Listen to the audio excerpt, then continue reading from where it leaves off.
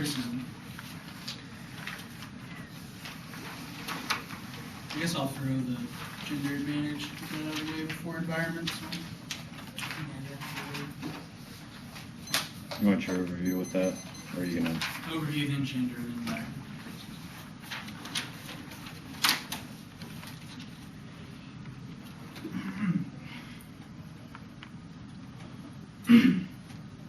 Alright.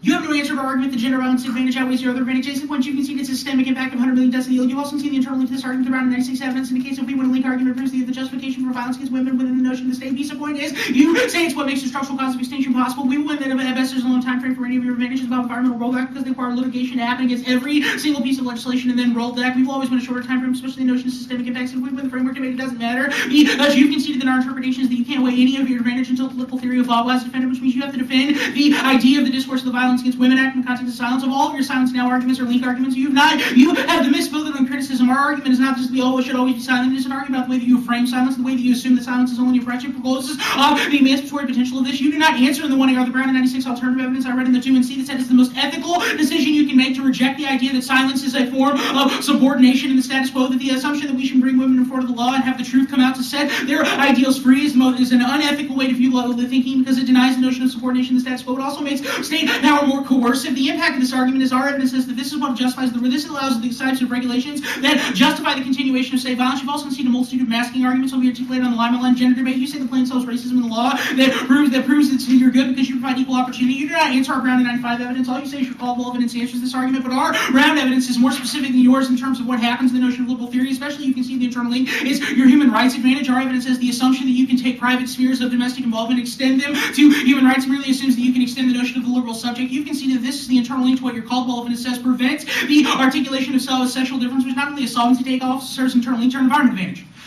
They have these arguments about people going over war, but this is another framing argument, which means all your managerialism and inevitable arguments are relevant because our argument is about the way that you should frame it. Based on your arguments about managerialism and inevitable proving reasons why you should frame it that way. This is functionally the equivalent of saying that something is racist, but racism is inevitable, therefore it's okay to invoke a kind of discourse that is unethical. Our McWhorter evidence is uniqueness to our impact argument. Our McWhorter evidence is you frame it in terms of environmental managerialist thinking, in which you think that there was an external problem that was created and that we did not manage that problem correctly, but you conceded the root cause argument that it was the first inclination to manage the product that justified the notion of consumption in itself, but there's a difference between sustainable and rampant consumption, which is what all of your impact evidence assumed. Rampant consumption is the idea that we continue to manipulate the environment. You've also conceded that there can never be an effective environmental policy in this type of framework, this framework of thinking, and this is our Dalby evidence as well as the McWhorter and Luke evidence, because we fundamentally disconnect our existence from the world around us, which means all your manipulation arguments are uniquely worse in the world in which you allow managerialism. You say the alternative doesn't solve regulations. We do not have to. It's an ethical choice argument, and we will defend the alternative does solve ethical regulations. This is why part of our alternative text is that we reject the idea that revealing the truth of nature is a way to solve environmental problems, which is exactly what our McWhorter evidence says. You say wars in the downturn. This argument is irrelevant. This does not answer the guilt link. This is a root cause argument. Even if you win a war argument, you can see the time frame argument. You also can see the ours epistemological methodological assumptions of environmental processes, which means your normative claims are irrelevant. And this you say they exist.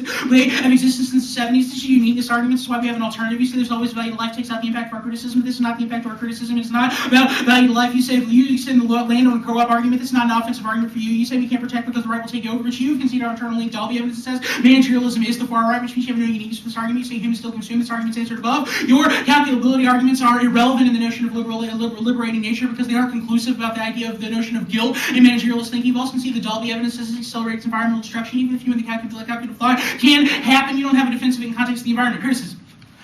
They say there's no impact to gender. I've already explained this argument on the overview. This is zero evidence. The alternative tells the environment. This evidence answers above. Now they're called argument of answering realism. Our Brown and 95 evidence is the internal link of human rights advantage. I've extended this argument on the overview that she says few people use it, but this is not matter because you do not defend the 1AC's framing of silence. Your notion is that the idea of speaking out is the only way to have equality in the law. You've conceded the Gatens and 96 evidence or in the 2 and C that says that equality will only happen through the notion of abstract neutrality. That women will be codified in law in terms that are defined by men. This internal link turns your callable argument. It also proves you can't win any of your civic identity arguments. If we win these internal link turn arguments, it's a proof as to why you justify the oppression of gender violence because you have any unique superior impacts. It also proves that we are comparatively better. You say Stelling Tories are key to agents. You have conceded a couple of arguments. First, crossed by the Gatens arguments above, but also you can see that this is just about the illusion of agency, that the agency doesn't actually exist. This is the alternative argument I explained at the top of the debate, that we should rather vote negative to view silence as a potential for emancipation. All their arguments about how women are being silenced in the status quo assume a different notion of silence, a notion of silence that is always subordinate, but you deny the fact that there are ways to emancipate yourself. You've also conceded the trauma it is said. You have no answer to this argument. You have literally no answer to this argument that you and invoke a notion of trauma in which women's identities only come to the law in the form of injury, that this real allows repression to be codified in the law. This is functionally an essentialism argument that is conceded in the 1AR. This is damning for them because women are only viewed in a dichotomy of oppressed versus subordinated. This they've also conceded Picard in 2003 evidence that was extended in the 2 and C and read on case in the 1 and C that says that this is a structural definitional problem with the Violence Against Women Act permutation.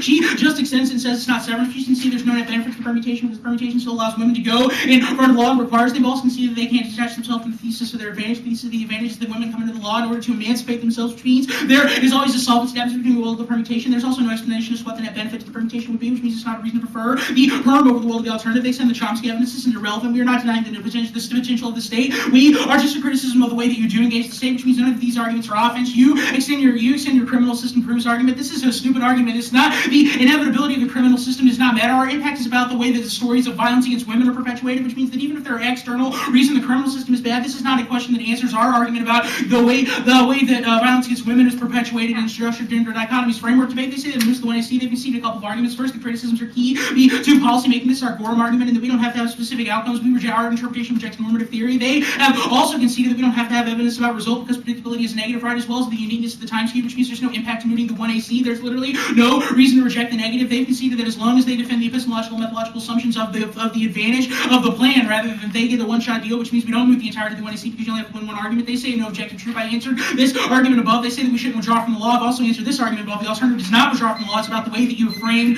the law's characterization of the subject. 9.